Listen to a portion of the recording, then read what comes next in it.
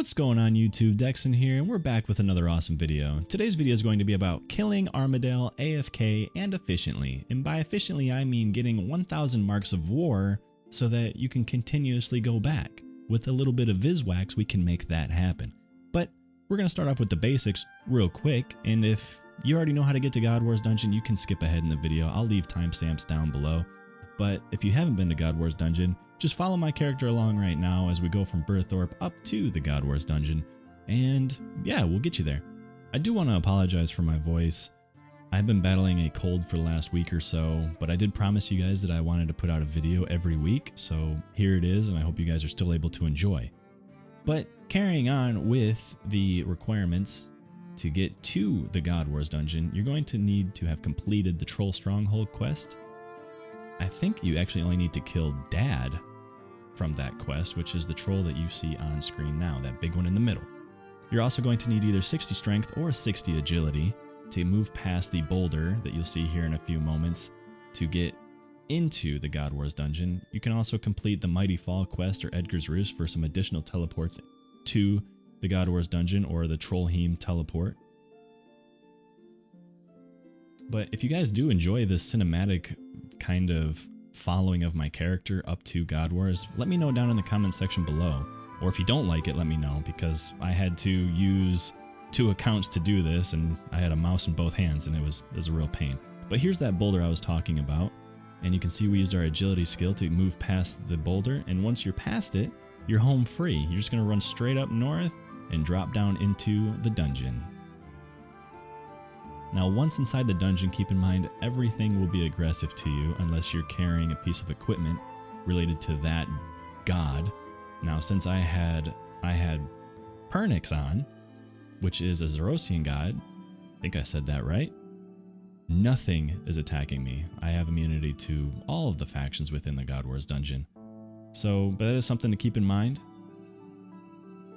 And you can see we're crossing the chasm here. You may still need to bring a mithril grapple and a crossbow in your first attempt to go past that chasm.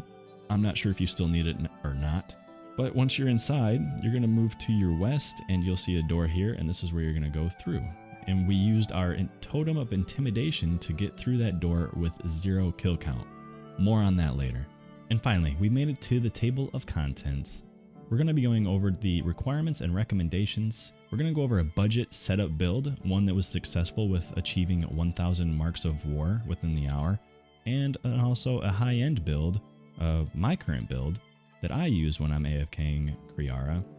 And we're going to go over the math with the marks of war, and for those that don't know much about the totems, we'll go over a quick guide for that to finish up. But first, let's go over the requirements. You're going to need at least 70 range to even enter the boss fight. The completion of Troll Stronghold to get to God Wars. I personally require a penance aura for this guide and an elven ritual shard. Those 2 items are a must-have to efficiently AFK Armadyl. Now my recommendations are 90 plus range, have overloads, intimidation totem to skip that God Wars kill count, spring cleaner, an enhanced Excalibur, and 100 Viswax to extend that penance aura for 2 hours. Moving on to the budget setup build, I went to Armadyl in full T70 Armadyl, which consisted of the helmet, chest, and legs, a T80 Zarite bow, a blood amulet of fury, elven ritual shard because like I said, it's mandatory, and also a luck of the dwarves ring.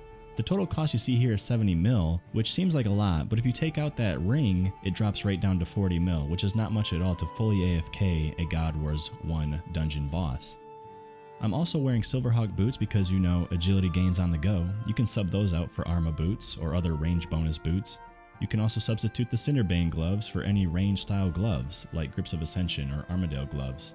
But keep in mind, if you can afford the Cinderbanes, Armadyl can be poisoned, so it's not a bad idea to bring those.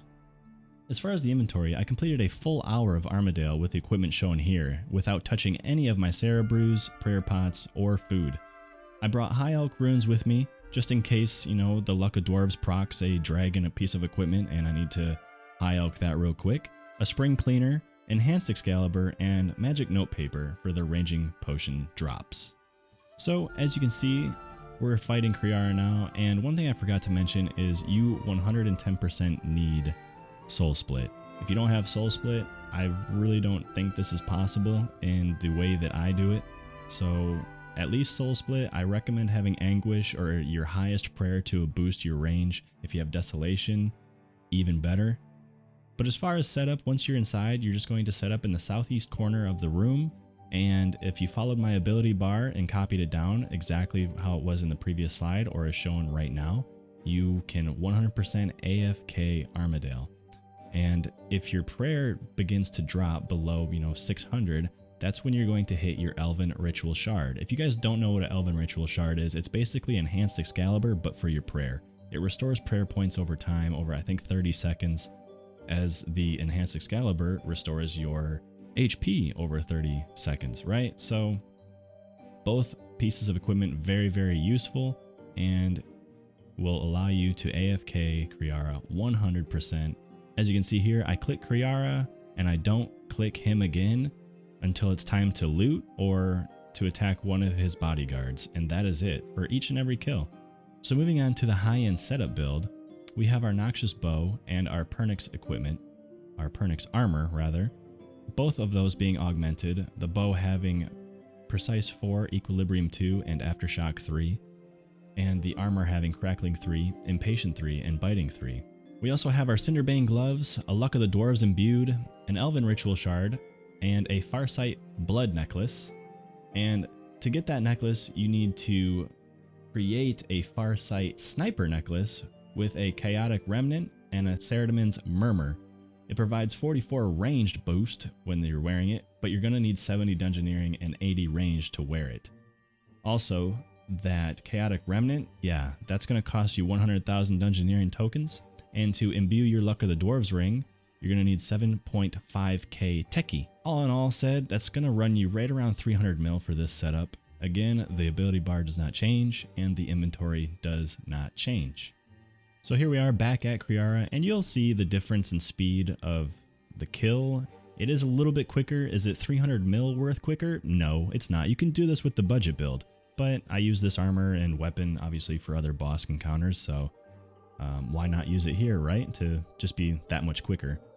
Now, the other thing that doesn't change is where you're going to be at inside the encounter. It's again in the southeast corner, and that's it. You're just going to click once to fight Kriara, and you'll click again to loot whenever you have to loot. Also, what I did not know, and I want to share with you guys, and shout out to Bradam, a guildmate of mine. As you can see, I get a drop right here with my inventory already full of drops.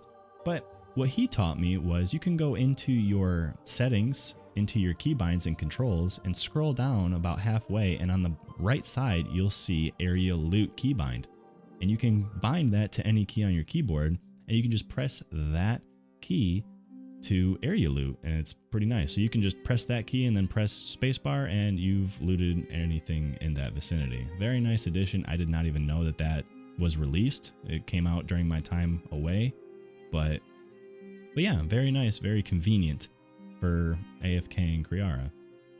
And we'll sit through this kill real quick because, I think I got a little double drop back-to-back action here, and pretty proud of it. But as you can see, the pure speed, the more kills per hour, the better, right? Because you get more chance of drops. And if you're going for pet and title, this is what you need. You need fast kills. The more, the better. And yep, there it is, the back-to-back drop.